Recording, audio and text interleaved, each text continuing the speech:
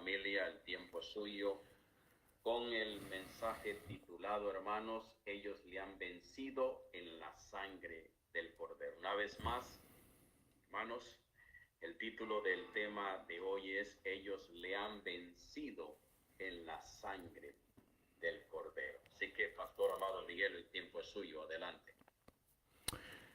Saludos, hermano Ventura, hermanos, a cada uno que están aquí a través de estos medios de comunicación. Es para nosotros nuevamente el poder compartir la palabra del Señor y sobre todo, como estaba diciendo el hermano Ventura, de traer este mensaje solemne para cada uno de nosotros, donde vamos a estudiar lo que realmente ocurrió en ese momento decisivo, cuando se oye esta expresión, y ellos le han vencido por medio de la sangre del Cordero. Así que nuevamente este servidor los invita para que vayamos juntos en oración y pidamos la dirección del Espíritu Santo, para que sea Él quien nos guíe y a cada uno de nosotros nos lleve a ese mismo sentir, pensar, querer, y nos lleve a esa misma doctrina. Así que los voy a invitar a que me acompañen de rodillas para buscar a Dios en oración.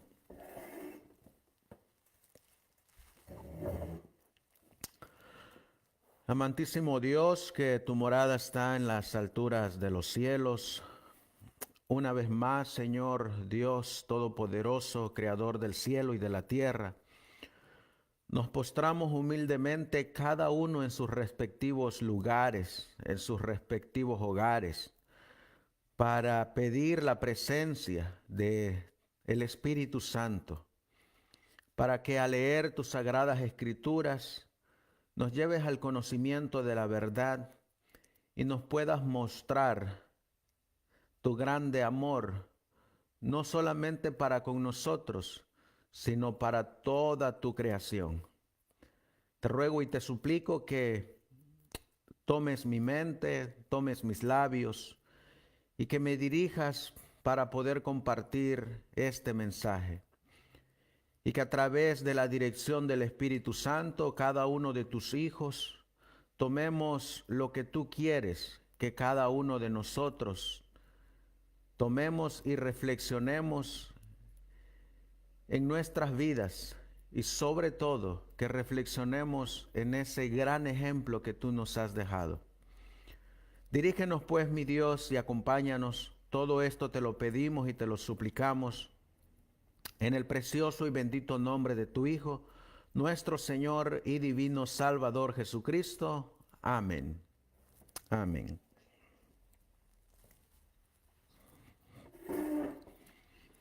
Los voy a invitar, apreciados hermanos, a que vayamos a la palabra de Dios y miremos el contexto de lo que nos viene hablando el profeta Juan, dirigido por el Espíritu Santo, a través de el capítulo 12. En el capítulo 12 vamos a encontrar la gran controversia entre el bien y el mal. Vamos a encontrar la gran controversia entre Cristo y Satanás. Y es entre medio de esa gran controversia que se oye esta expresión, y ellos le han vencido por medio de la sangre del Cordero. Así que vamos a abrir nuestras Biblias en el libro de Apocalipsis, en el capítulo 12 y el versículo 1, y dice la palabra de Dios: y apareció en el cielo una gran señal, una mujer vestida del sol y la luna debajo de sus pies, y sobre su cabeza una corona de 12 estrellas. La Biblia nos comienza a relatar en el capítulo 12, hablando de esa mujer que está en medio de esta gran controversia. Y esta mujer es y son los que van a expresar lo que dice el versículo 10. Y ellos le han vencido por medio de la sangre del Cordero. Es esa mujer que está vestida de blanco. La mensajera del Señor nos dice, hablando de esta mujer,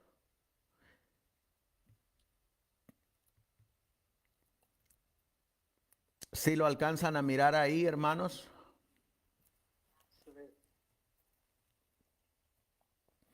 Y miren lo que dice la mensajera del Señor, hablándonos de esta iglesia. En el libro del evangelismo dice: nuestro blanco, miembros verdaderamente convertidos.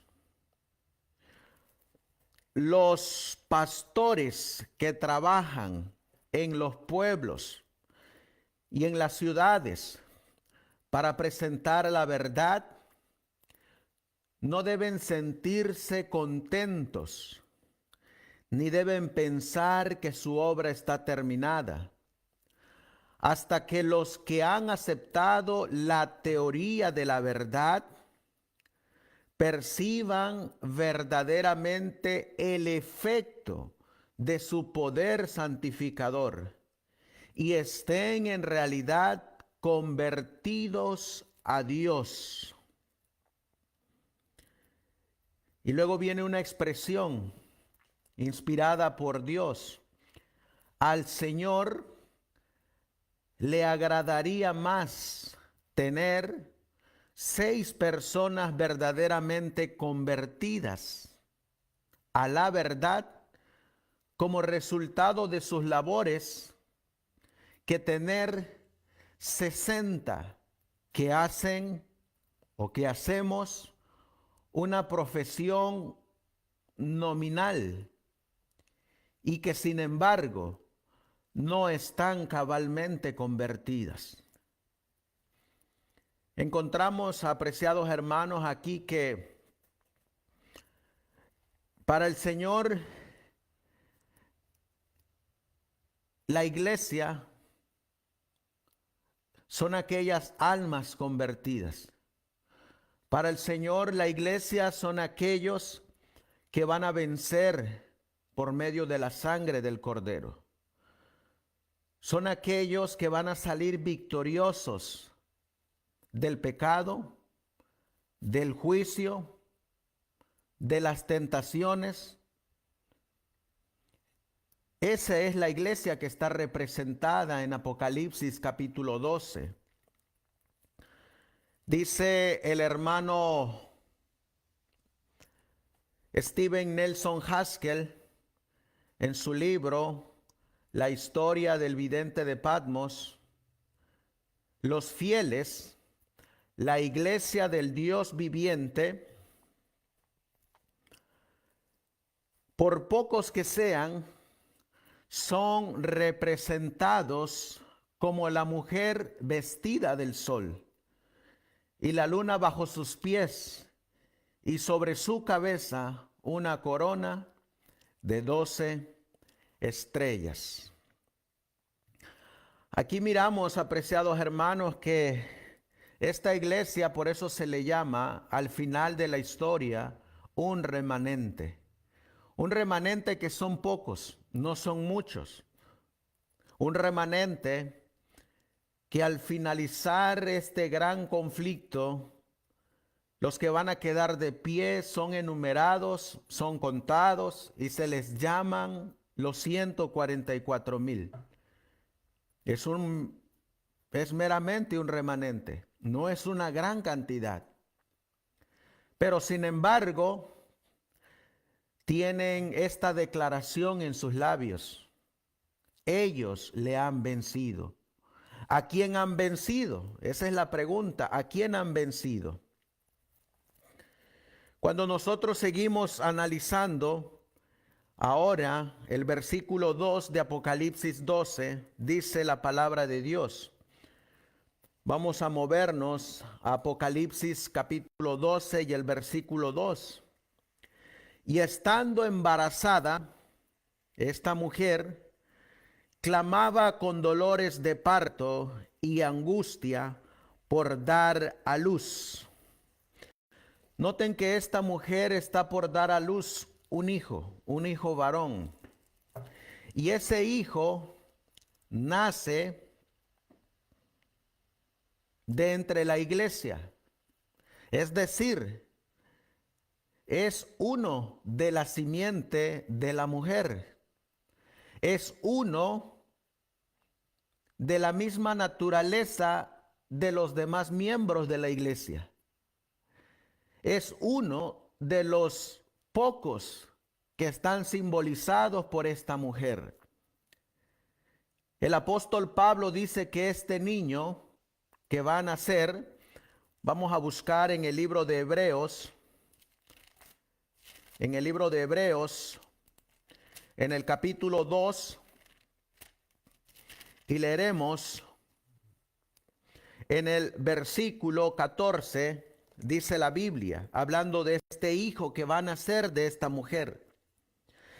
Así que, por cuanto los hijos participaron de carne y sangre, él también participó de lo mismo. Por eso es de la simiente de esta mujer. Por eso viene en el contexto de esta mujer, porque este hijo que va a nacer de esta mujer es de nuestra misma naturaleza.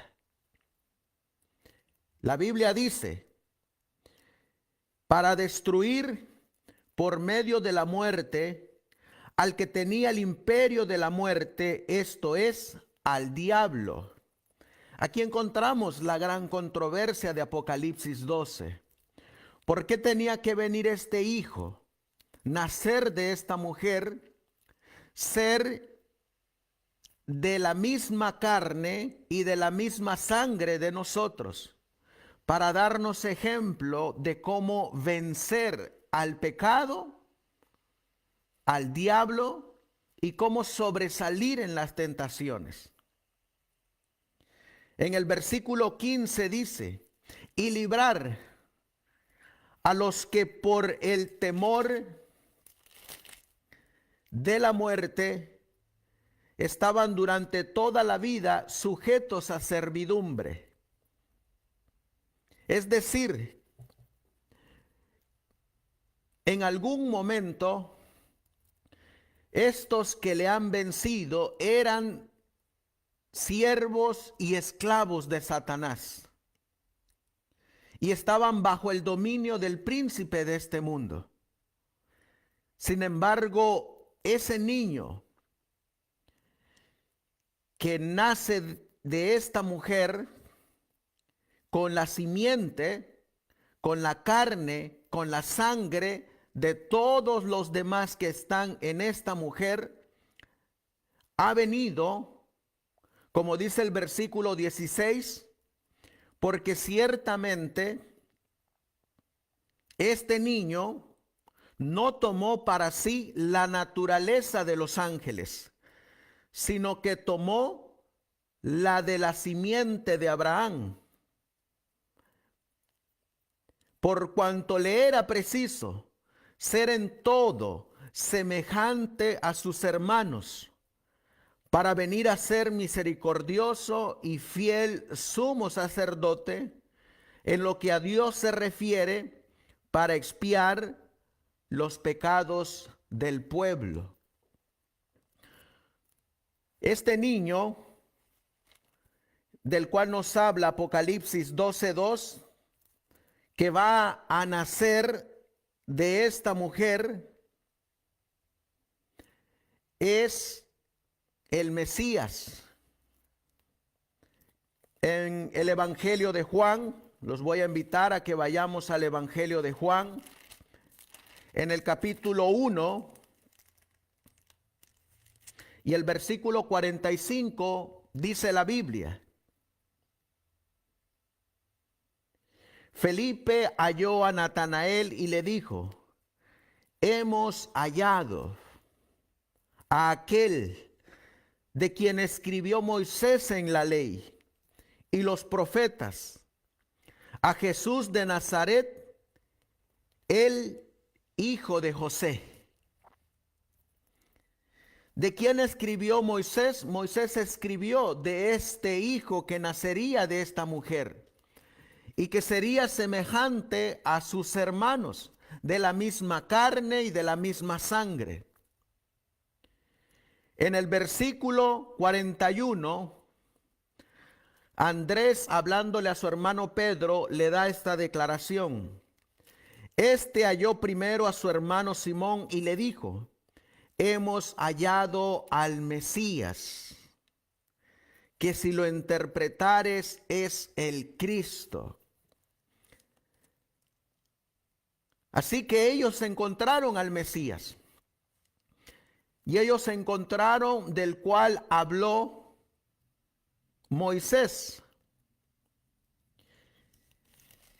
En el capítulo 12 y ahora en el versículo 3, la Biblia nos sigue diciendo: y fue vista otra señal en el cielo, y aquí un gran dragón bermejo que tenía 7 cabezas y 10 cuernos, y en su cabeza 7 diademas. Ahora el apóstol Juan, a través del Espíritu Santo, nos va a llevar en la historia y nos va a colocar en el punto del periodo del nacimiento de este niño. Y es en el periodo de la Roma pagana. Esa Roma pagana que estaba profetizada en Daniel 7, Daniel 8, Apocalipsis 13, Apocalipsis 12, que era la continuación del paganismo que había comenzado en la profecía de Daniel con Babilonia, Medo-Persia, Grecia, y ahora estaba en Roma. En el periodo de la Roma pagana, que iba a ser gobernada a través de 7 diferentes formas de gobierno, iba a nacer este hijo de esta mujer que iba a ser semejante a sus hermanos, que iba a ser de la misma naturaleza, que iba a poseer la misma carne y la misma sangre, y que había nacido para vencer en el territorio donde el primer ser creado terrenal fue vencido, es decir, en esta tierra. Y para eso iba a venir el Mesías.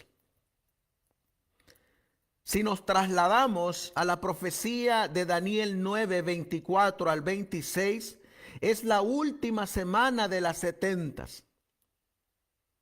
donde el Mesías va a ser arremetido con todo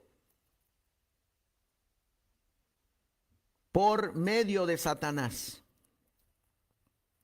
Versículo 4 nos dice la Biblia: y su cola arrastró la tercera parte de las estrellas del cielo y las arrojó sobre la tierra, y el dragón se paró delante de la mujer que estaba para dar a luz, a fin de devorar a su hijo tan pronto como naciese.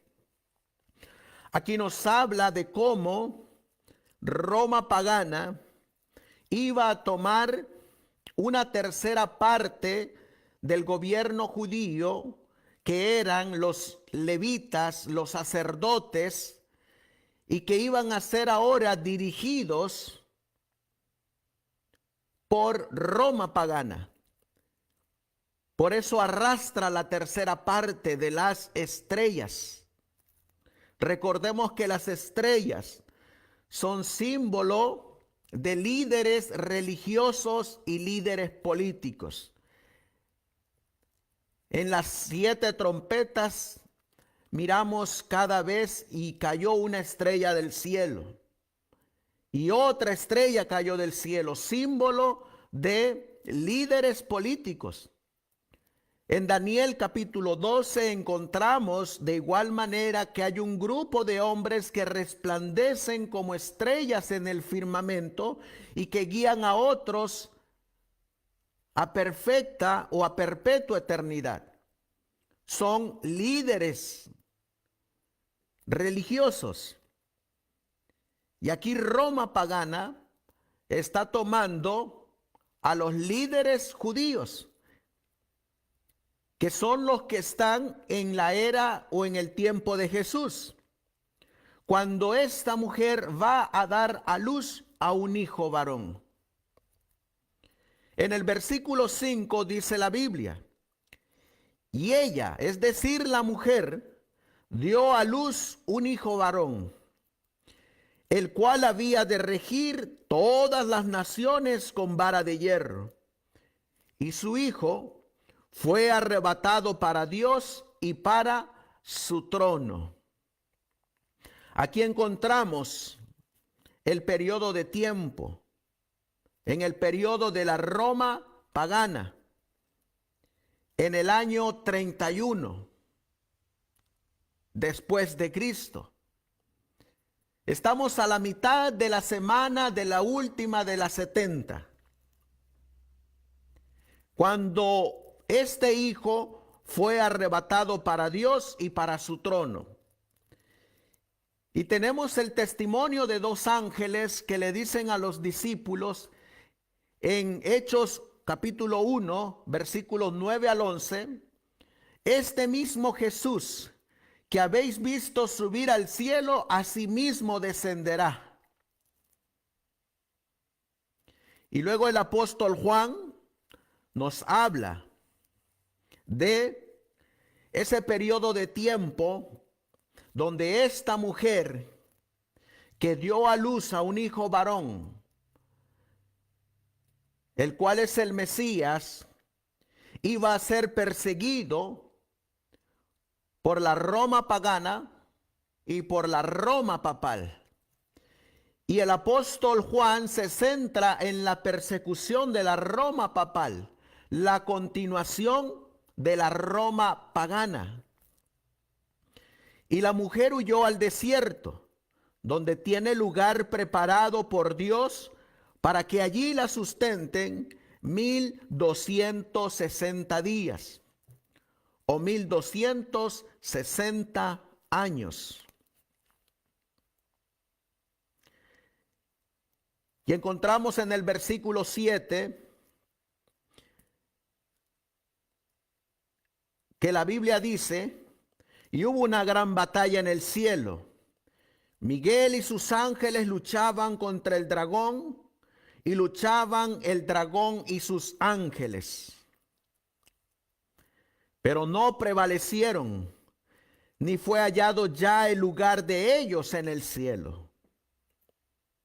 Y fue lanzado fuera aquel gran dragón, la serpiente antigua, llamado Diablo y Satanás, el cual engaña a todo el mundo. Fue arrojado en tierra y sus ángeles fueron arrojados con él. Este es el contexto del versículo 10 donde viene la expresión, y ellos le han vencido. Esta gran batalla de Miguel y sus ángeles es la misma batalla, hermanos, que cada uno de nosotros está luchando hoy en día. Cristo la luchó. Cristo venció. Y los que sigan a Cristo van a vencer como Él venció. Leímos que Moisés habló de este evento. Y en el libro de Números, lo que está ocurriendo en Apocalipsis 12 es lo que profetizó Moisés en el libro de Números, capítulo 21 y el versículo 8.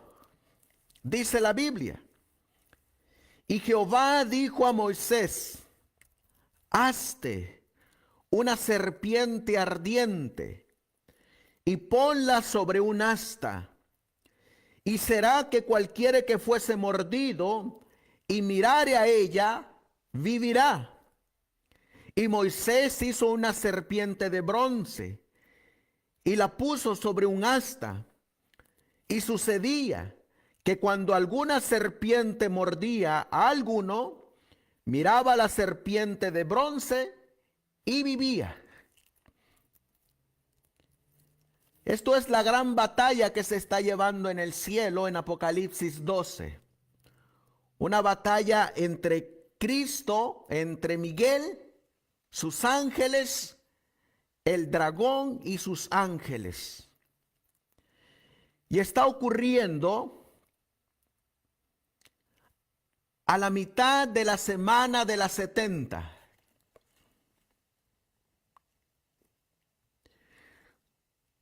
Cuando nosotros miramos, nosotros a veces pensamos que la redención es solamente para el hombre. Pero en realidad, la redención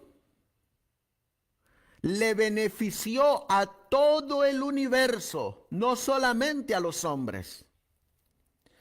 Miren lo que dice el libro de Efesios capítulo 3. En el libro de Efesios capítulo 3,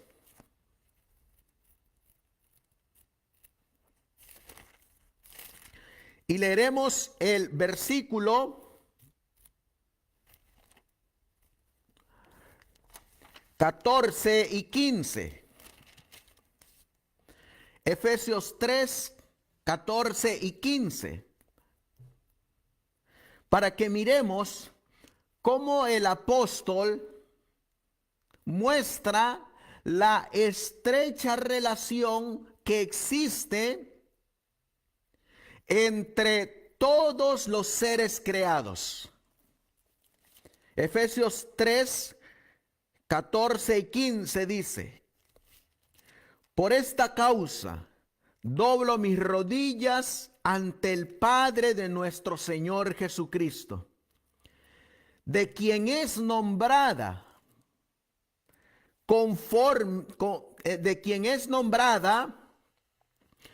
toda la familia en el cielo y en la tierra. La Biblia dice que Dios tiene una familia, y esa familia está compuesta de los habitantes del cielo y de los habitantes de la tierra. Él tiene una sola familia, y a esta familia todos los miembros tienen un mismo nombre. Miren lo que dice Job capítulo 1. Job capítulo 1 y el versículo 6. Mire cómo se le llama a los seres creados del cielo. Job 1:6 dice: y un día vinieron los hijos de Dios a presentarse delante de Jehová, entre los cuales vino también Satanás. Satanás en un tiempo fue considerado como hijo de Dios. Y todas las criaturas que fueron creadas como Lucifer en el cielo son llamados hijos de Dios. En Primera de Juan, capítulo 3 y el versículo 1, miren cómo le llama la Biblia a los que habitan en la tierra y aceptan a Cristo. Dice la Biblia, Primera de Juan 3:1. Mirad cuál amor nos ha dado el Padre, que seamos llamados hijos de Dios. Por esto el mundo no nos conoce, porque no le conoció a Él. En Job 1:6 miramos que a los seres creados en el cielo se les llama hijos de Dios. Y a los que habitamos en la tierra se nos llama hijos de Dios cuando aceptamos a Cristo Jesús como nuestro Salvador. Cuando le miramos a Él como miraban en el desierto, al que estaba colgado en el madero, en la cruz. En Apocalipsis capítulo 5 y el versículo 11, ahí se menciona a toda la familia compuesta por los que están en el cielo y los que están en la tierra. Y miré, Apocalipsis 5:11, y oí la voz de muchos ángeles alrededor del trono, y de los seres vivientes, y de los ancianos, y el número de ellos, de esta familia, era millones de millones. Ahí está la familia de Dios. En el momento de esa gran batalla de Apocalipsis 12, ¿qué ocurre? Cuando en el versículo 8 dice, pero no prevalecieron, ni fue hallado ya el lugar de ellos en el cielo. ¿Por qué la expresión dice no prevalecieron? ¿Y por qué la Biblia dice ya no fue hallado lugar para ellos en el cielo? Eso nos lleva a que había un tiempo en que Satanás tenía acceso a los atrios del cielo. Miren lo que dice la mensajera del Señor, hablando de Lucifer. Dice ella,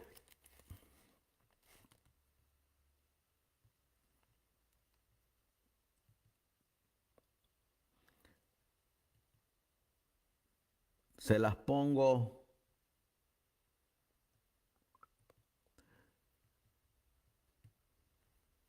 Dice la mensajera del Señor, antes de la creación del hombre existían ángeles, porque cuando se echaron los cimientos de la tierra, las estrellas del alba alababan juntas, y todos los hijos de Dios aclamaban de gozo. Aquí están los hijos de Dios creados en el cielo. Sigue diciendo ella,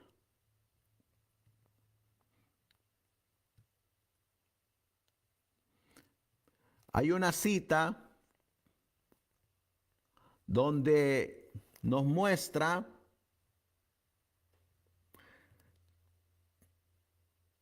cómo Dios consideraba a Lucifer. Dice aquí la mensajera del Señor, Primeros Escritos, página 218. Satanás comenzó su engaño en el Edén. Le dijo a Eva, no morirás. Esta fue la primera lección de Satanás sobre la inmortalidad del alma. Y ha continuado con este engaño desde entonces hasta el presente. y lo continuará hasta que se ponga fin a la cautividad de los hijos de Dios. Se me señaló a Adán y Eva en el Edén y comieron del árbol prohibido. Y luego la espada llameante fue colocada alrededor del árbol de la vida. Y fueron expulsados del jardín para que no comiese del árbol de la vida y fuesen pecadores inmortales. El fruto de este árbol era para perpetuar la inmortalidad. Oí a un ángel preguntar: ¿quién de la familia de Adán ha pasado esa espada llameante y ha comido del árbol de la vida? Oí a otro ángel responder: ninguno de la familia de Adán ha pasado esa espada llameante y ha comido de ese árbol. Por lo tanto, no hay un pecador inmortal. El alma que pecare morirá. Muerte eterna, muerte de la cual no habrá esperanza de resurrección. La controversia es contra el pecado, que fue originado en Satanás. Dice la mensajera del Señor: los que se rebelan contra Dios atormentan nuestros cuerpos, destruyen nuestras pasiones y nuestras vidas. Su único deleite es la miseria y la destrucción. Temible es la condición de los que resisten las exigencias divinas y ceden a las tentaciones de Satanás, hasta que Dios los entrega al dominio de los espíritus malignos. Pero los que siguen a Cristo están siempre seguros bajo su cuidado. Ángeles que sobresalen en fuerza son enviados desde el cielo para protegerlos. El maligno no puede atravesar la guardia que Dios ha colocado alrededor de su pueblo. Encontramos dos simientes: la simiente de la mujer, la que está vestida del sol y la luna debajo de sus pies, y encontramos a la simiente de Satanás, los que no guardan los mandamientos de Dios, los que no pueden vencer el pecado, los que no pasan las pruebas de las tentaciones, los que no miran a Cristo, los que no pueden adquirir fuerza de la sangre del Cordero. Encontramos dos simientes. Y en esa mitad de la última semana de las 70, cuando se hace esta declaración: pero no prevalecieron, ni fue hallado ya lugar de ellos en el cielo, está hablando de Satanás y sus ángeles. La mensajera del Señor dice en esta expresión del deseado de todas las gentes: el clamor consumado es, o como dice la versión en inglés, el clamor hecho está, tuvo profundo significado. En primera instancia, noten para quién tuvo gran significado: para los ángeles y para los mundos que no habían caído.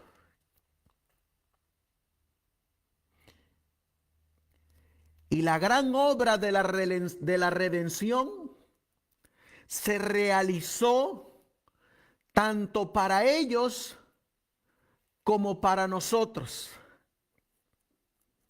Ellos, los ángeles, comparten con nosotros los frutos de la victoria de Cristo.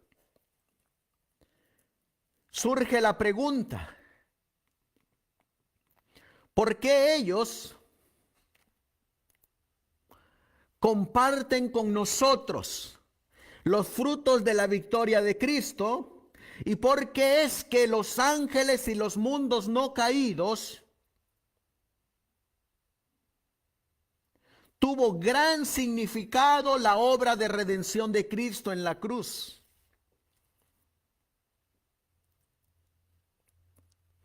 La Biblia dice, aquí mismo en Apocalipsis capítulo 12 y el versículo 10, porque para los ángeles tuvo gran significado primeramente. ¿Dónde comenzó la gran controversia? No fue en la tierra, fue en el cielo, donde comenzó la gran controversia, y esa controversia se trasladó a la tierra. Dice Apocalipsis 12:10, y oí una gran voz en el cielo que decía, ahora, ¿cuándo es ese ahora? Oh, mis apreciados hermanos, cuando los ángeles y los mundos que no cayeron estaban mirando ese evento de Cristo colgado en la cruz del Calvario, derramando su sangre, con la corona de espinas en su frente, con ese costado traspasado, y cuando sobre él habían sido colocados los pecados del mundo.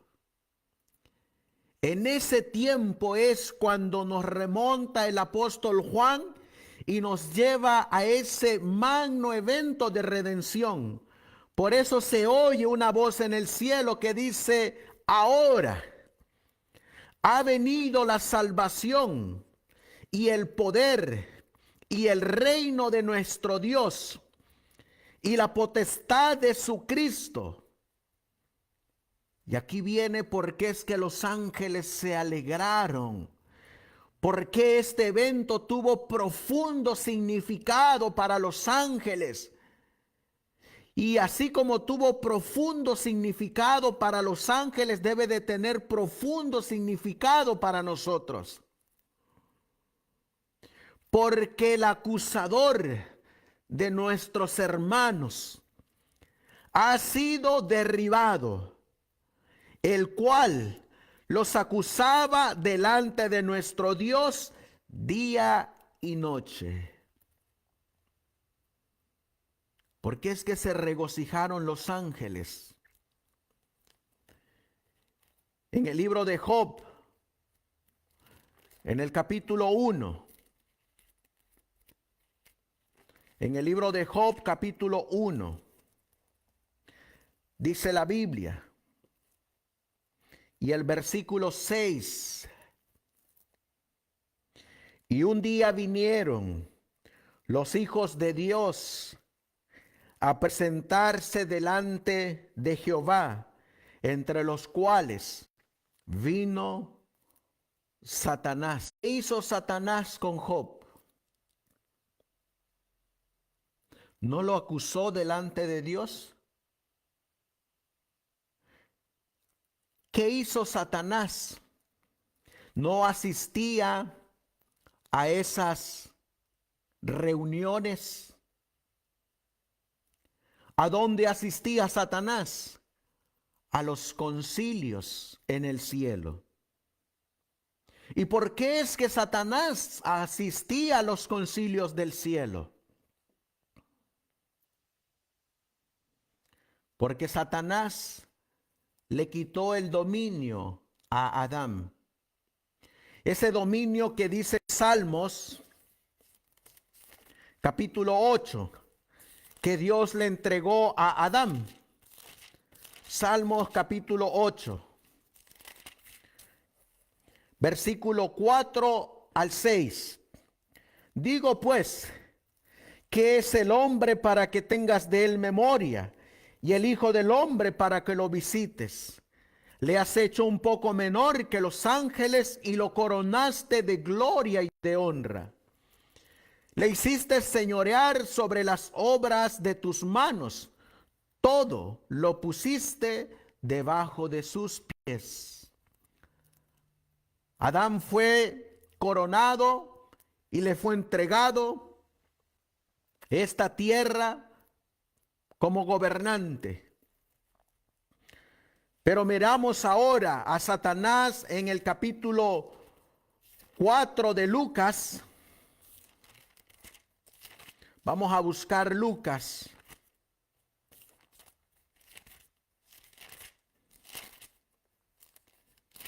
Y leemos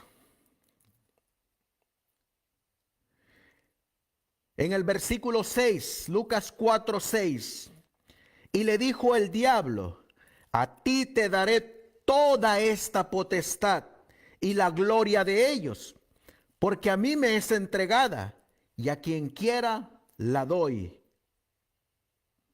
¿Qué tenía ahora Satanás? El dominio. Miren lo que dice la mensajera del Señor, hablando de Satanás. Satanás era muy amado por los seres celestiales y su influencia sobre ellos era fuerte. Hay que seguir algún camino para desarraigarlo de sus efectos. El gobierno de Dios incluía no solo a los habitantes del cielo, sino a todos los mundos creados. Y Satanás pensó que si podía llevar consigo las inteligencias del cielo en rebelión, también podría llevar consigo los otros mundos.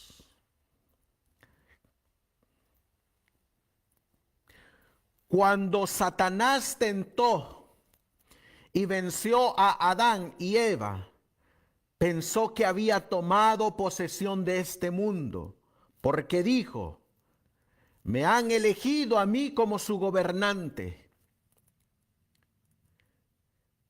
Dios había dicho al hombre: no comerás del árbol prohibido. Satanás había dicho: puedes comer. Comieron y, en consecuencia, fueron expulsados del jardín. La sentencia de muerte pesaba sobre ellos y la raza entera se sumió en una miseria sin esperanza. Este mundo no es, por así decirlo, más que un eslabón de una cadena compuesta de 1000 eslabones. Pero a causa del pecado fue arrancada del continente de los cielos y Satanás la reclamó como suya. ¿Por qué entonces fue que Satanás ahora se consideraba el príncipe de este mundo? Porque venció a Adán y lo llevó primero a la tentación,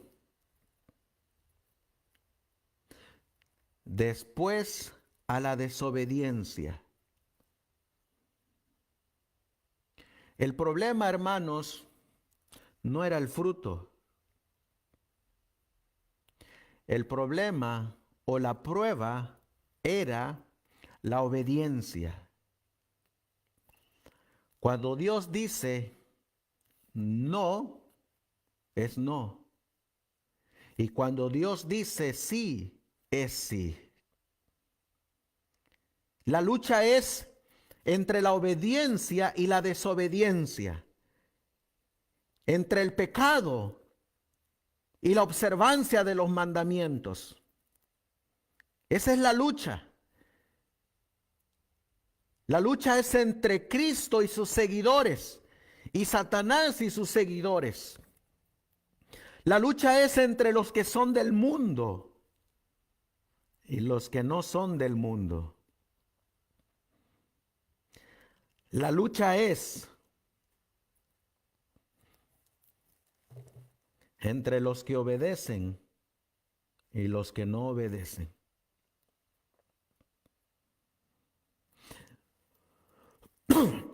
¿Se acuerdan, hermanos,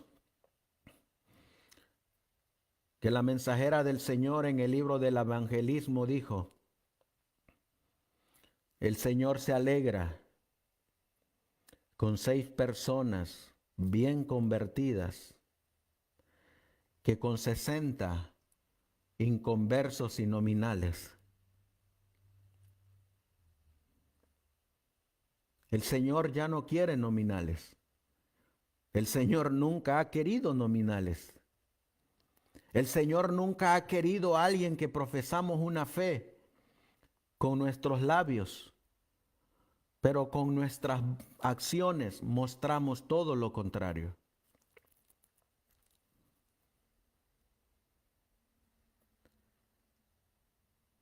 El salmista dice: júzgame, oh Dios mío, conforme a tus mandamientos. Y el Señor nos va a juzgar a cada uno conforme a sus mandamientos. Y la entrada a esta familia no va a ser por lo que profesamos, sino va a ser por lo que somos.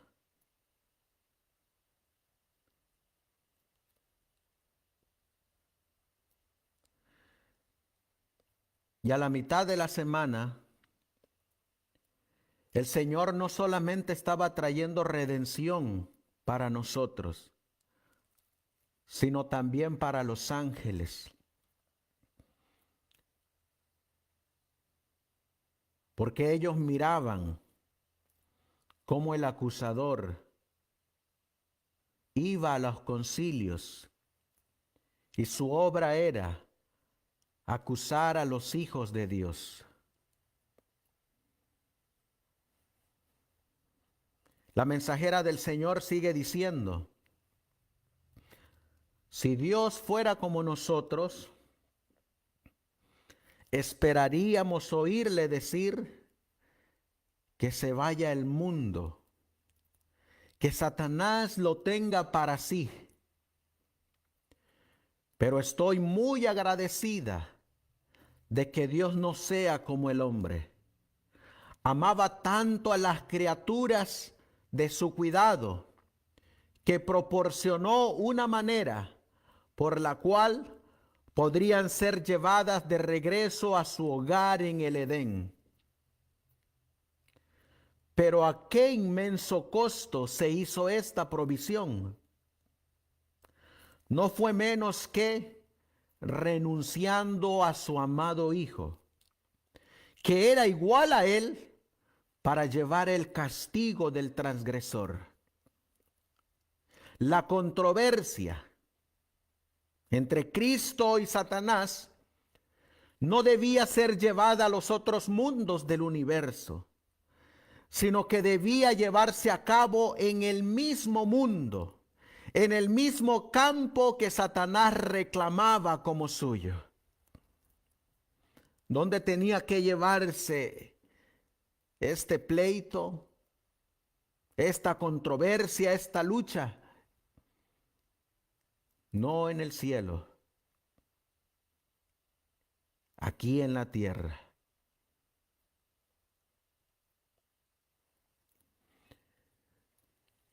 ¿Qué hizo Cristo?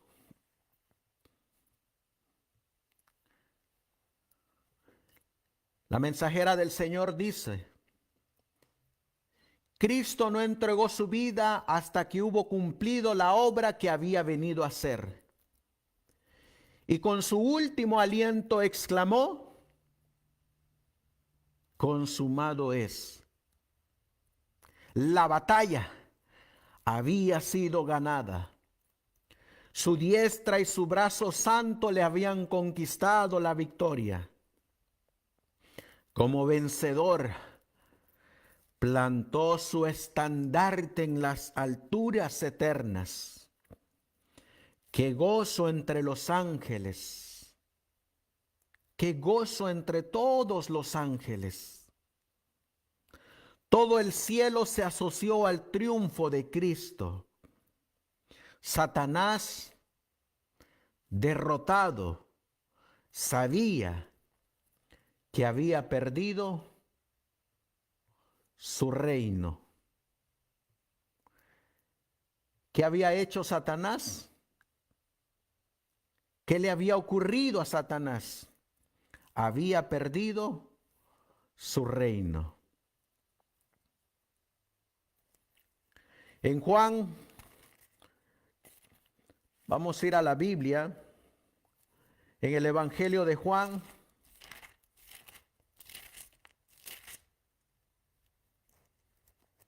leeremos en el capítulo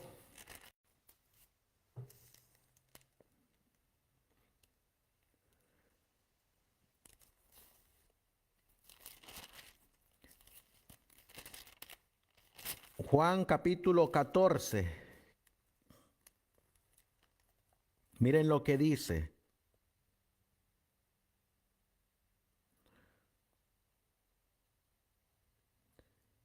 Y el versículo 17. El Espíritu de verdad, a quien el mundo no puede recibir, porque no le ve ni le conoce. Pero vosotros le conocéis, porque mora con vosotros y está en vosotros. Versículo 23. Si alguno me ama, mis palabras guardará, y mi Padre le amará. Y vendremos a él, y haremos morada con él. El que no me ama, no guarda mis palabras.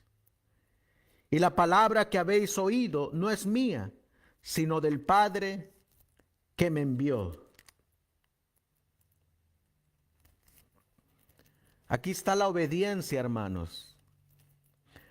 La obediencia, no una profesión, no un nombre que profesamos llevar. Es la obediencia. Cristo vino a enseñarnos esa obediencia en palabra y en acción. El apóstol dice, no améis de palabras, sino amáis de palabras y de acción. Y esa mujer dio a luz un hijo varón para enseñarnos obediencia, para darnos ejemplo, porque su comida y su bebida era hacer la voluntad de su Padre. Era la obediencia. Hoy en día nos toca mirarnos en el espejo, hermanos, en el espejo de su santa ley de Dios, y preguntémonos, ¿somos obedientes?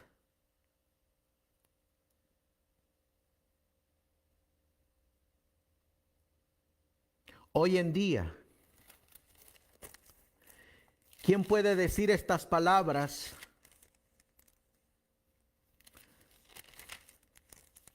De Juan, capítulo 14, versículo 30. ¿Quién de nosotros, hermanos, puede decir estas palabras? Porque esta es la condición del pueblo de Dios en este tiempo presente. ¿Quién de nosotros, de los que estamos aquí, puede decir estas palabras? Ya no hablaré mucho con vosotros, porque viene el príncipe de este mundo y no tiene nada en mí.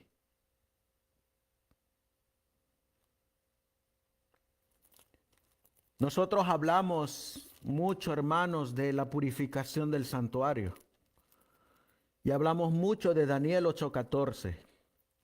Y hablamos mucho de las 2300 tardes y mañanas. Y hablamos mucho del lugar santísimo. Y hablamos mucho del mensaje de los 3 ángeles. Pero cuando el pueblo de Israel llegaba al 10º día del 7º mes, el pueblo ya estaba santificado.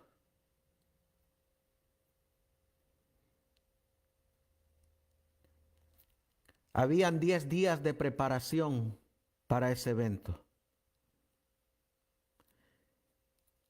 Y el pueblo, 10 días antes, había sido apartado para que cuando llegara ese 10º día del 7º mes, el pueblo fuera encontrado santo. Les hago la pregunta: ¿qué era primero lo que se purificaba? ¿Qué es lo que era primero que se purificaba? ¿El santuario o el pueblo?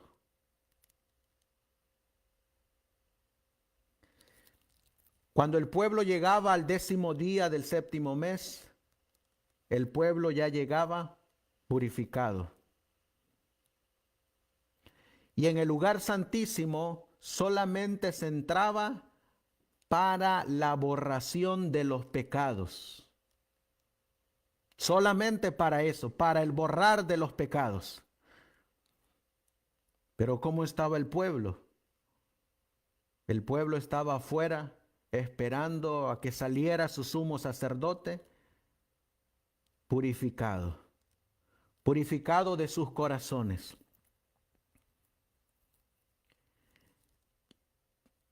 Y eso es lo que vino a enseñarnos Cristo. Un ejemplo de obediencia, un ejemplo de santidad, un ejemplo de vestiduras blancas. La mensajera del Señor dice: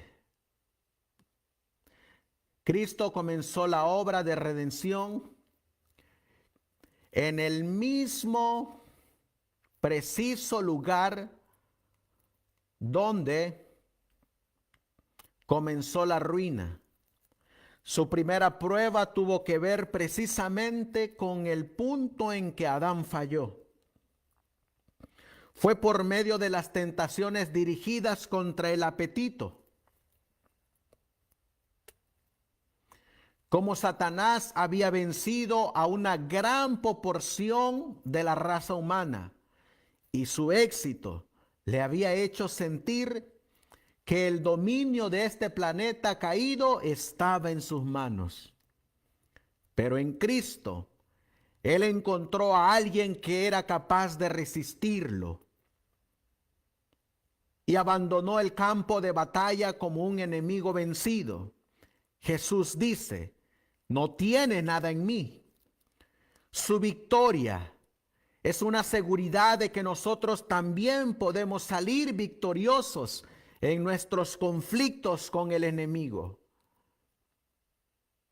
Pero no es el propósito de nuestro Padre Celestial salvarnos sin un esfuerzo de nuestra parte para cooperar con Cristo.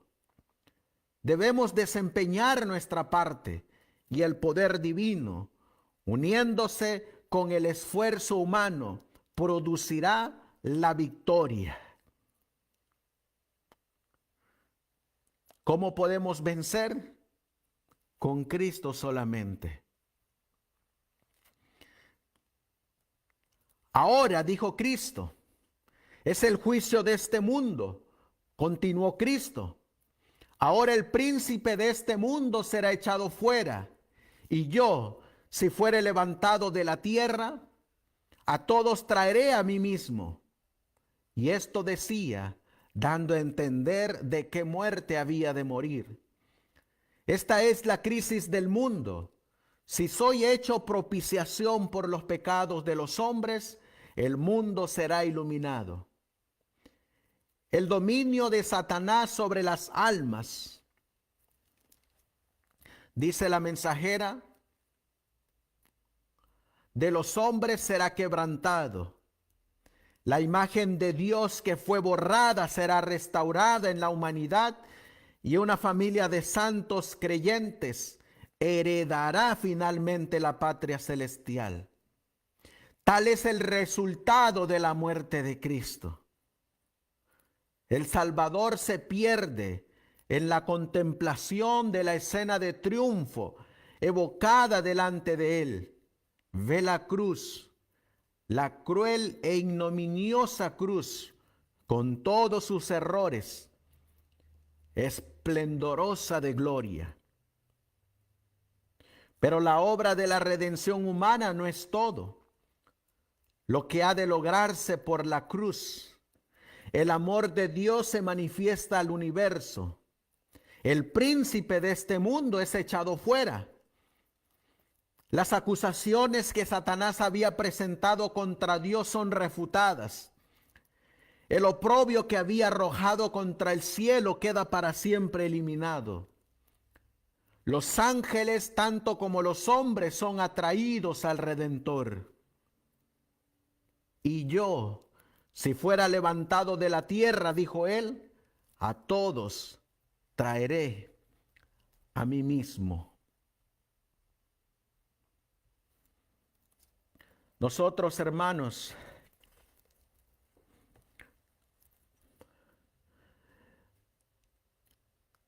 tenemos un gran testimonio de nuestro hermano mayor, que vino en nuestra misma naturaleza, en nuestra misma sangre, con nuestra misma carne, vivió en esta tierra,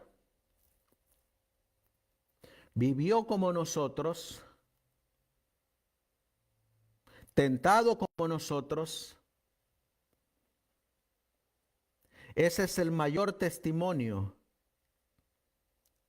que va a ser usado en favor o en contra. Nosotros hablamos mucho de la naturaleza de Cristo y entramos en debates por la naturaleza de Cristo. Y presentamos la sana doctrina en la naturaleza que tiene Cristo cuando vivió aquí en la tierra. Pero ese mismo argumento va a ser presentado a favor o en contra de nosotros. Porque en esa naturaleza Cristo venció el pecado. Cristo venció las tentaciones y Cristo no pecó. Y de igual manera, en esta misma naturaleza, así como Él venció, dice Juan, y ellos le han vencido en la sangre del Cordero. En el mismo lugar donde comenzó la batalla, aquí en la tierra, en el mismo terreno, en las mismas circunstancias, va a haber un grupo, no muy grande, un grupo pequeño, a los cuales se les da la expresión, y ellos han vencido en la sangre del Cordero. El hermano Haskell nos los pone con unas palabras para que miremos a Cristo. Dice el hermano Haskell en su libro, La historia del vidente de Patmos: cuando desde lo más profundo de su angustia, el Hijo del Hombre moribundo exclamó: consumado es. A pesar de la simpatía que apenas podía contenerse, un grito de victoria resonó por el cielo. El oído de Cristo captó la música distante y los gritos de victoria en las cortes celestiales. Sabía que había sonado la sentencia de muerte del imperio de Satanás y que el nombre de Cristo sería anunciado de mundo en mundo por todo el universo. Y oí una gran voz en el cielo que decía: ahora ha venido la salvación, el poder y el reino de nuestro Dios y la autoridad de su Cristo, porque ha sido lanzado fuera el acusador de nuestros hermanos, el que los acusaba delante de nuestro Dios día y noche. Maravilloso triunfo. Se pierde mucho de la fuerza de la vida de Cristo, a menos que se vea el triunfo real en la cruz. El que había renunciado a su poder y a su fuerza, tomando en su lugar la debilidad humana y pisó solo el lagar, lo recuperó todo en la cruz. La vida de Cristo como hombre formó los lazos más fuertes entre los ángeles y los seres humanos, de modo que en el cielo se habla de los hombres como nuestros hermanos. Ellos le han vencido por medio de la sangre del Cordero y de la palabra de su testimonio, y en su amor por Cristo voluntariamente sacrificaron la vida misma. Regocijaos cielos y los que moráis en ellos. Esta fue una hora oscura para los discípulos, que estaban cegados por el dolor junto a un sepulcro sellado. Pero los ángeles, que conocían el poder de la vida eterna, presenciando la exaltación del Hijo de Dios y la expulsión final de Satanás, cantaron aleluyas. Satanás, el príncipe de este mundo, ya no sería admitido en sus concilios, ya no podría acusar a los hermanos en su presencia. Regocijaos cielos y los que moráis en ellos. ¿Cuándo sucedió esto? Esto sucedió en el tiempo de la crucifixión. Y mientras el gozo resonaba en el cielo y las melodías resonaban una y otra vez en su ascensión, el mundo aún no estaba libre de las artimañas del diablo. Habiendo sido arrojado a la tierra, hizo esfuerzos redoblados para derribar la verdad, tal como lo anunciaban los seguidores del hombre de Nazaret.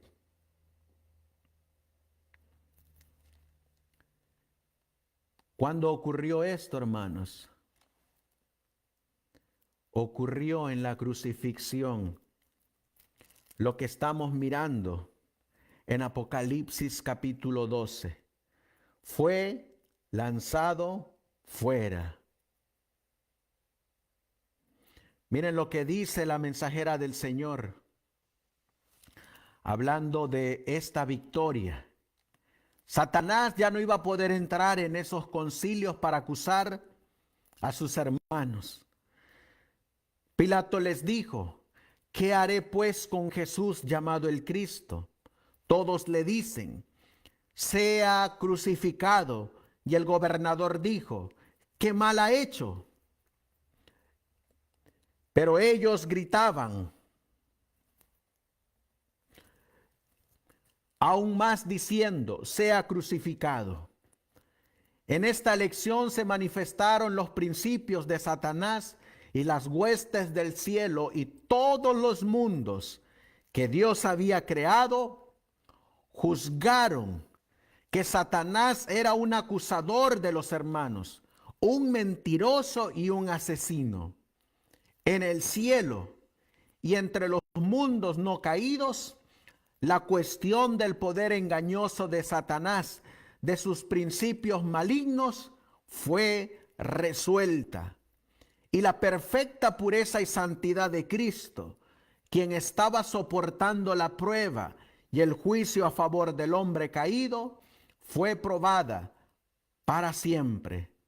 A través del desarrollo del carácter y los principios de Satanás, él fue desarraigado para siempre del afecto de los mundos no caídos.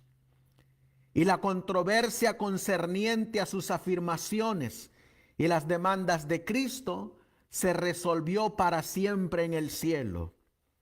La justicia manifestada en el carácter de Cristo iba a ser para siempre el ancla, la esperanza salvadora del mundo. Cada alma que elige a Cristo puede decir con fe: el Señor, mi justicia. Por eso, hermanos, Satanás ha sido derrotado. Satanás está vencido. En Apocalipsis capítulo 12, donde hemos estado estudiando esta expresión, Apocalipsis capítulo 12 y el versículo 8, cuando leímos: pero no prevalecieron, ni fue hallado ya el lugar de ellos en el cielo, es porque Satanás fue desenmascarado. Y ya no hay lugar de ellos en el cielo, es porque se le quitó la máscara a Satanás. Y los ángeles y los mundos no caídos comprendieron perfectamente el carácter de Satanás.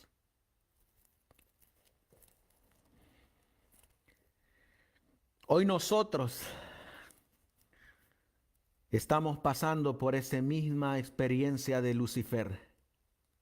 Cada uno de nosotros, hermanos. Porque a diario manifestamos de quién somos. A diario. Hoy nosotros podemos decir con nuestras palabras muchas cosas, pero con nuestras acciones podemos decir todo lo contrario. Todo lo contrario. El hermano Urias Smith también habla acerca de Apocalipsis 12.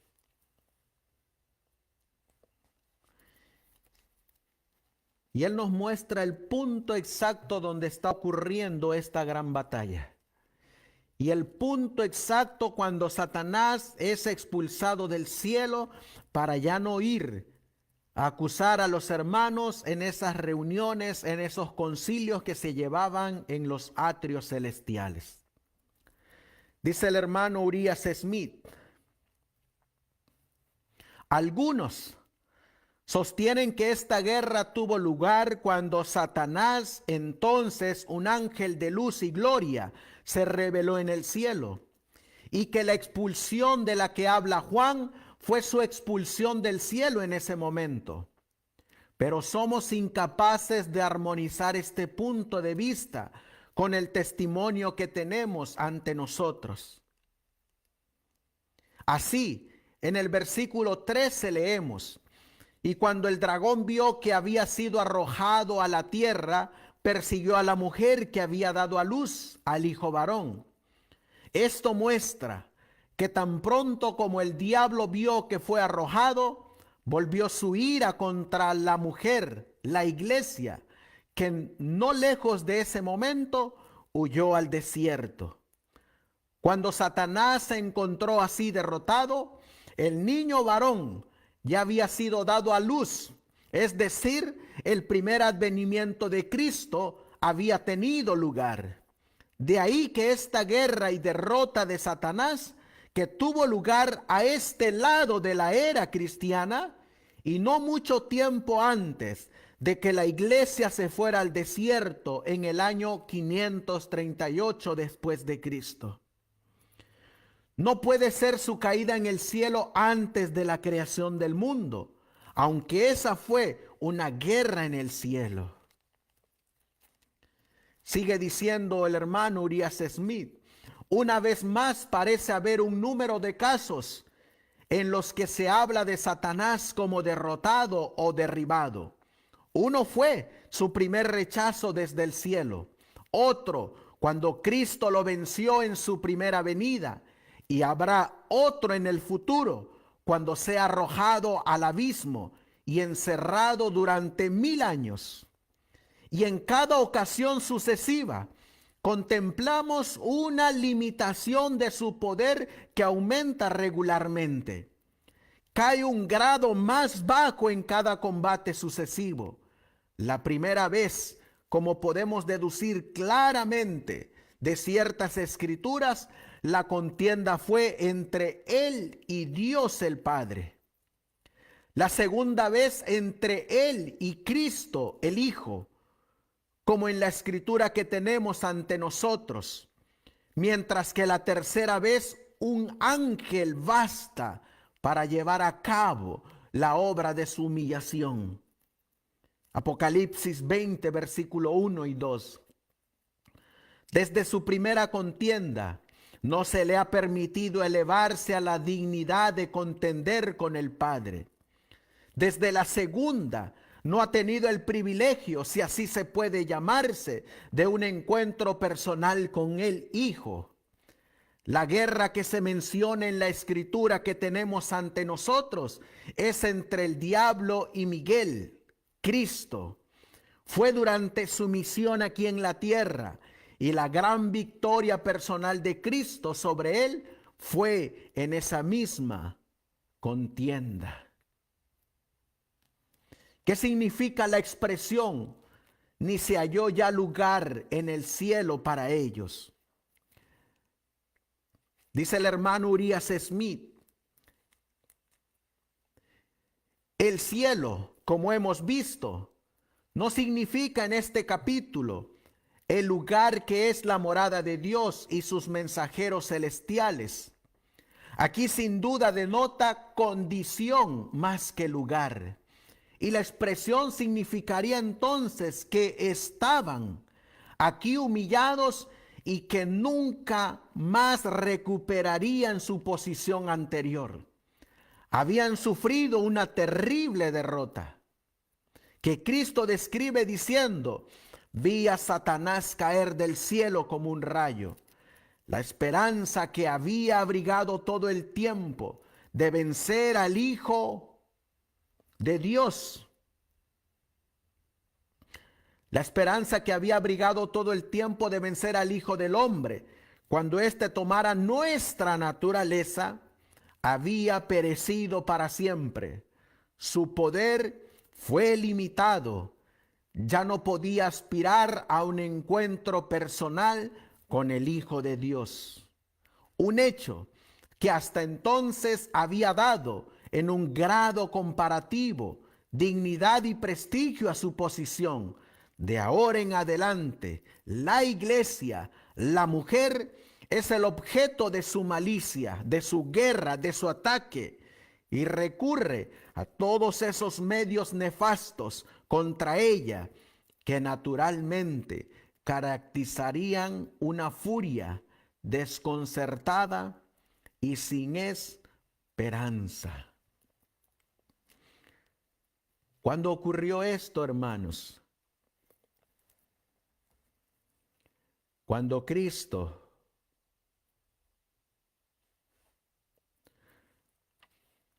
venció en la cruz del Calvario. Si Él venció, la iglesia vencerá.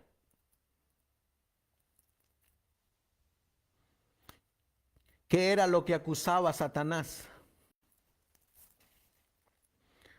¿Qué era lo que decía Satanás? De lo cual fuimos redimidos. Ya para ir finalizando, miren de lo que nos acusaba. El hermano Alonso Trevier Jones, en el boletín de la Conferencia General de 1895, dice: el acusador está derrotado. Satanás le ha acusado de injusticia, argumentado: yo he conquistado a esta gente, dice Satanás. Son mi legítima propiedad. Y tú les atraes y conduces hacia ti. ¿Qué has hecho para intervenir en lugar donde yo he ganado? De este modo, Satanás no cesa de acusar delante de Dios día y noche a aquellos a los que Dios ha llamado de este mundo. Esas eran las acusaciones que presentaba Satanás. Miren qué acusaciones hacía. Satanás ha declarado: estos son mi propiedad. Mis legítimos súbditos están cargados de pecado y son totalmente malos. Pero tú les llamas, les justificas y les propones presentarlos delante del universo como si nunca hubieran sido malos. Esto no es justo. Son pecadores, son malvados, son como todos los demás que estamos aquí.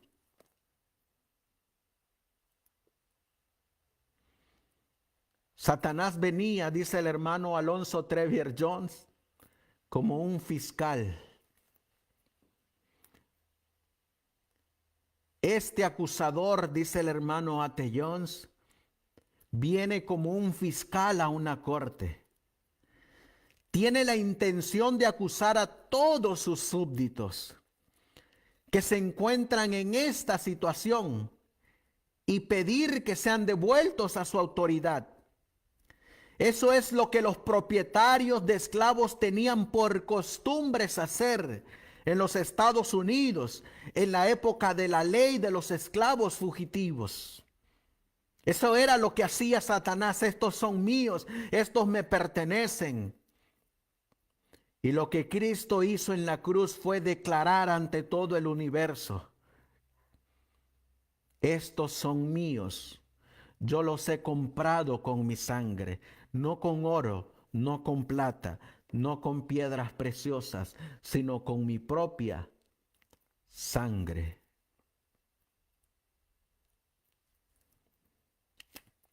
El hermano Atellón sigue diciendo: según él, Satanás, su argumento era correcto, digno de ser presentado como una aparente sombra de razón, porque la contienda aún no había terminado.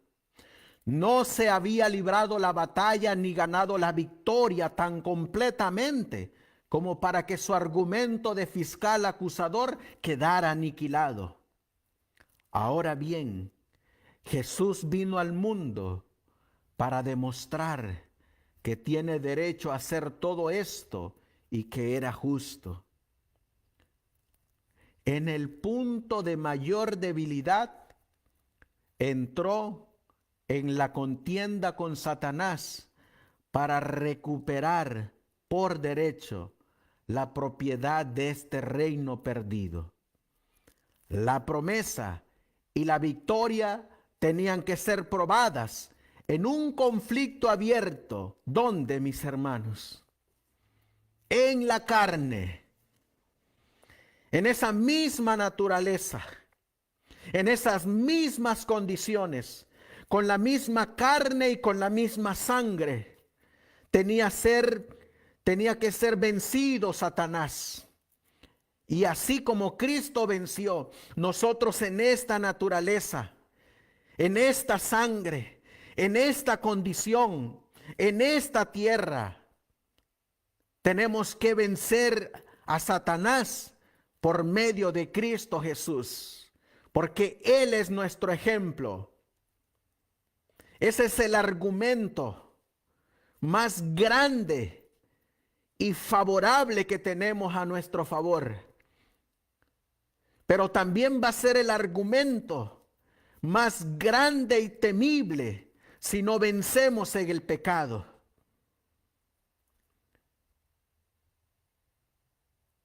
Porque si nosotros decimos que Cristo tomó nuestra naturaleza y venció, también nosotros podemos vencer. Pero si decimos que Cristo tomó nuestra naturaleza y no vencemos, Él mismo será el testimonio. Yo vencí. Y va a mostrar a un grupo. Ellos, como dijo el ángel, ellos le han vencido. Ellos también vencieron en mi naturaleza. Porque me miraron a mí. Porque me contemplaron a mí. Miren lo que hizo Cristo.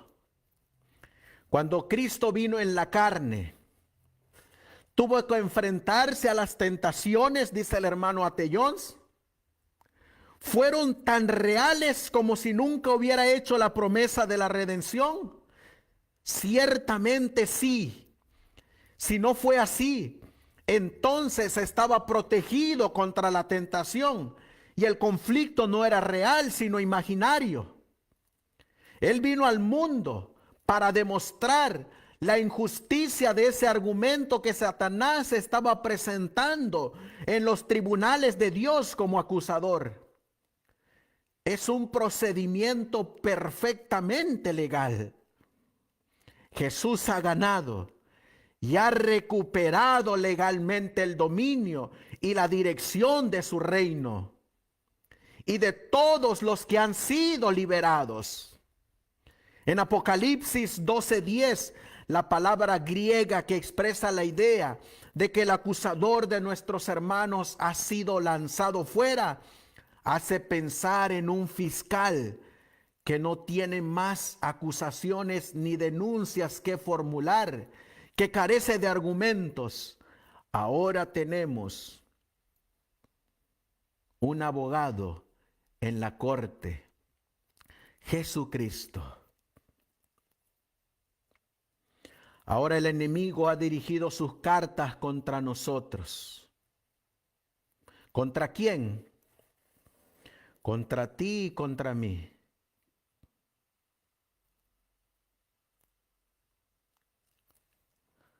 El hermano Haskell, con estas dos citas terminamos, hermanos, dice: esta es la última obra de la mujer con la cual el dragón está airado. La pureza y el poder de la luz del sol caracterizaron a la iglesia apostólica. Hay dos características del remanente: guardan los mandamientos de Dios. Qué hermosa expresión. Ahí no dice, creen en los mandamientos de Dios. Santiago dice, también los demonios creen y tiemblan. Esta hermosa expresión dice, guardan los mandamientos de Dios. Vuelvo a repetirles, hermanos. Mirémonos al espejo, que es la santa ley de Dios. ¿Cómo estamos? El primer mandamiento nos habla de no tener dioses ajenos. Probablemente no tenemos estatuas, imágenes, ni nos postramos a ellas. Pero ¿será que tendremos otros dioses? La expresión del segundo mandamiento dice: no tomarás el nombre de Jehová tu Dios en vano. Cuando nos llamamos hijos de Dios, ¿realmente somos dignos de llevar ese nombre?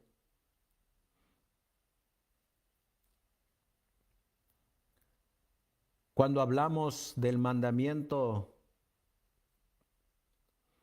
no te harás imagen ni ninguna semejanza. ¿Realmente estamos imitando a Cristo o estamos tomando la imagen de alguien más? Porque a lo mejor no tendremos imágenes de dioses, pero a lo mejor estamos tomando la imagen y semejanza de alguien más. Cuando nos habla la Biblia de acordarte has del sábado de reposo de tu Dios, ¿lo guardamos como lo guardó el Hijo de Dios? ¿O qué sábado estamos guardando? Cuando hablamos del quinto mandamiento, honra a tu padre y a tu madre, ¿realmente miramos por nuestros padres? ¿Tenemos cuidados de ellos?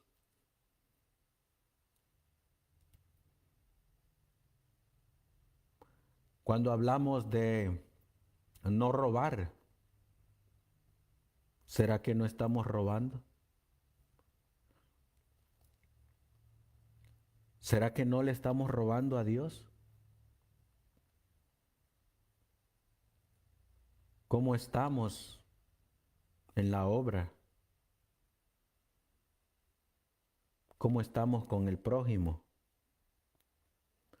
¿Cómo estamos con sus ofrendas, con sus diezmos? ¿Estamos guardando ese mandamiento? Cuando la Biblia nos dice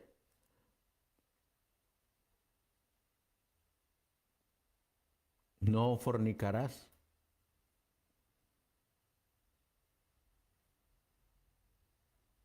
¿qué estamos haciendo? O cuando dice no cometerás adulterio, ¿qué estamos haciendo? O cuando el mandamiento dice no levantarás falso testimonio contra tu prójimo, ¿qué estamos haciendo? No desearás las cosas de tu prójimo. Realmente, hermanos, podemos decir como dijo el salmista: júzgame, oh Dios. Vamos a buscarlo en la palabra de Dios.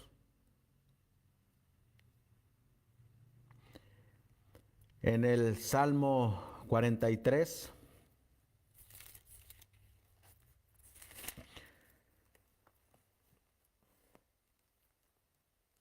versículo 1, dice la Biblia: júzgame, oh Dios, y aboga mi causa. Líbrame de la nación impía, líbrame del hombre de engaño, líbrame del hombre de iniquidad. Pues que tú eres el Dios de mi fortaleza, ¿por qué me has desechado? ¿Por qué andaré enlutado por la opresión del enemigo? Envía tu luz y tu verdad. Estas me guiaron, me conducirán a tu monte santo y a tus tabernáculos. ¿Quién de nosotros, hermanos, hoy podría decir: júzgame, oh Dios mío? Estamos en ese periodo, en el periodo del juicio. Dice el hermano Haskell: Hay dos características del remanente. Guardan los mandamientos de Dios, la ley que forma el fundamento del trono eterno y que Lucifer consideraba un código arbitrario. En medio de esta ley está el sello que el dragón trató de destruir, que es el sábado, pero que es restaurado a la última iglesia verdadera. La segunda marca distintiva del remanente es que tienen el testimonio de Jesucristo, que es el espíritu de profecía. A medida que el tiempo se acorta, la ira del diablo aumenta y sus engaños asumen sus formas más sutiles. Finalmente se hace pasar por el Hijo del Hombre y aparece en la tierra como un ángel de luz. En ese tiempo, su ira sumamente grande se manifestará contra aquellos que guardan los mandamientos de Dios y tienen el testimonio de Jesucristo.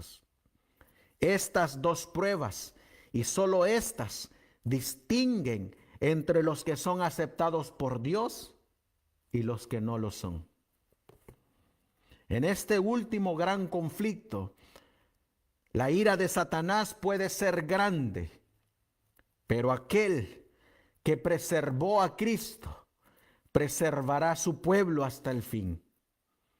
El libro de Apocalipsis revela el hecho de que la iglesia remanente ya existe y que el tiempo es corto.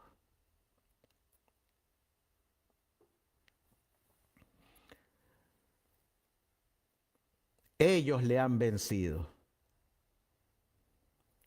Seguidamente el profeta dice, y repasa rápidamente la obra de Satanás desde ese momento hasta el fin, durante el cual los hermanos fieles lo vencen por la sangre del Cordero y la palabra de su testimonio, mientras su ira aumenta a medida que se acorta su tiempo.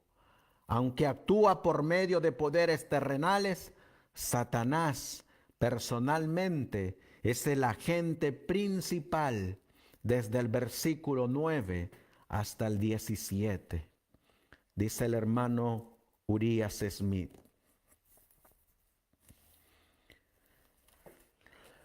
Los quiero invitar a finalizar con este versículo de Juan,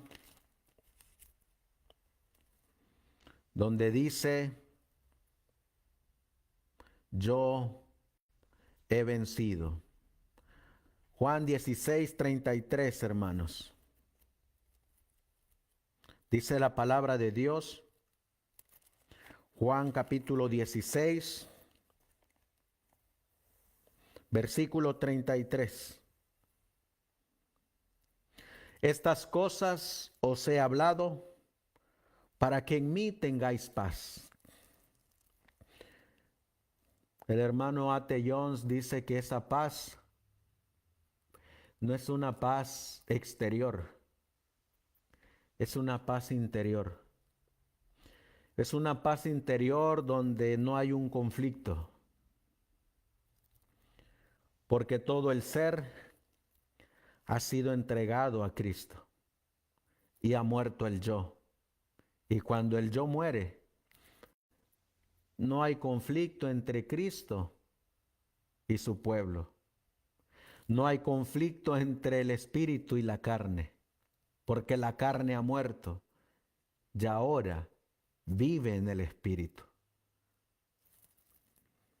Estas cosas os he hablado para que en mí tengáis paz. En el mundo tendréis aflicción, pero confiad, yo he vencido al mundo. Aquí está el ejemplo, hermanos. Él venció y ahora nos toca a nosotros vencer por la sangre del Cordero. Que Dios nos ayude a que, como dijo el hermano Ventura, no esperemos a que termine este año. para vencer el pecado. No esperemos a que termine este año para vencer las tentaciones. Las tentaciones se van venciendo diariamente y los pecados se van resistiendo, se van venciendo y se van apartando diariamente. Diariamente debemos de andar en esa paz que Cristo nos ha dejado.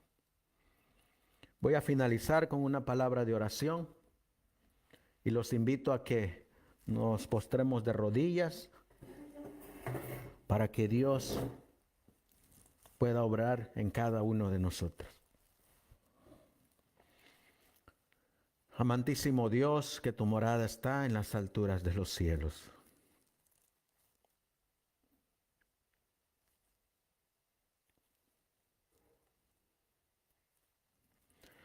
Tu palabra dice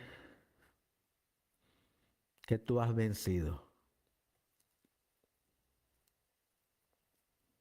y nos has dado ejemplo para vencer.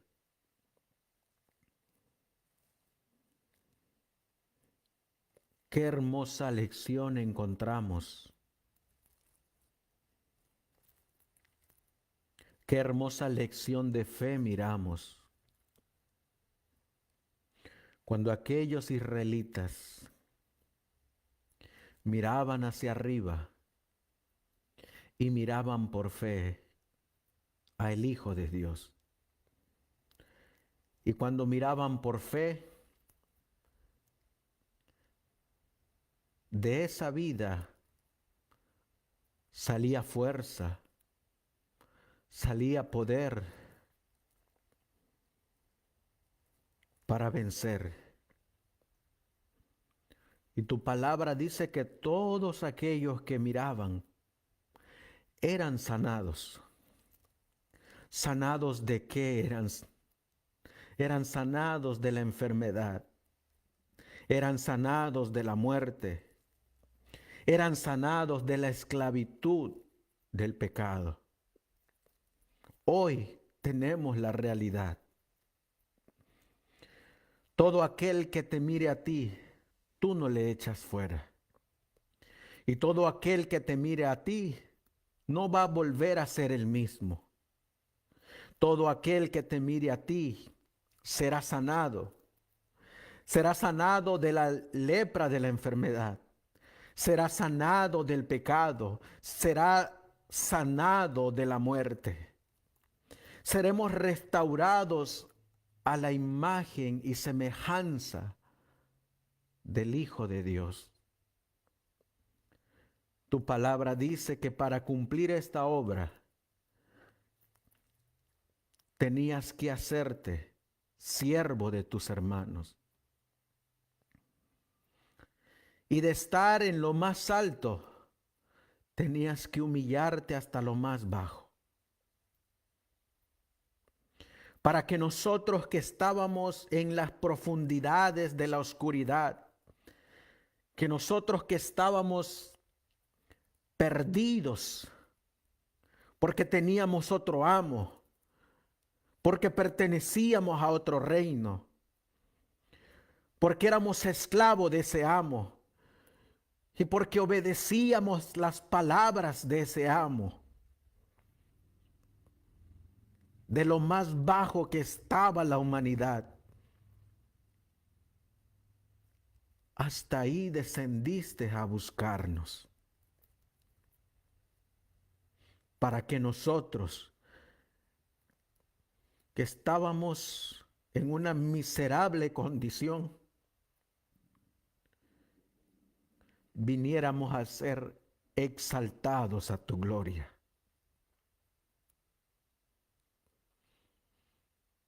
Cuando tu pueblo comprenda la gran obra que tú hiciste, no volverá a ser el mismo.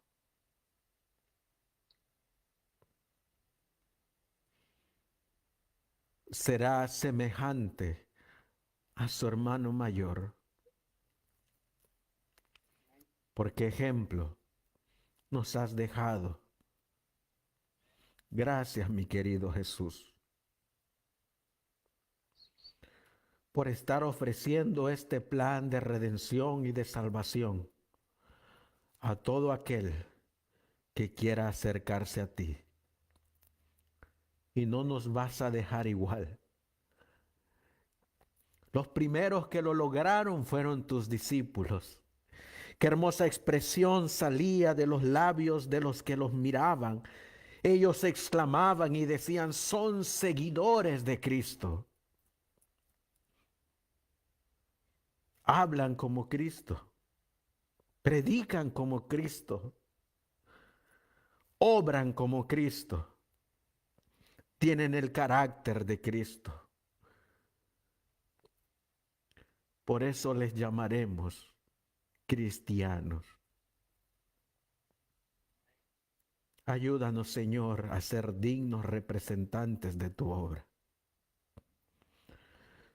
Ayúdanos a ser dignos representantes del reino de Cristo, donde quiera que nos paremos y con quien quiera que hablemos. Y ayúdanos, Señor, a ser seguidores de Cristo y mirar solamente a Cristo. Todo esto, Señor, te lo pedimos y te lo suplicamos en los méritos y en la sangre de tu Hijo, nuestro divino Salvador, nuestro Señor Jesucristo. Amén. Amén. Amén. Amén, Señor. Amén.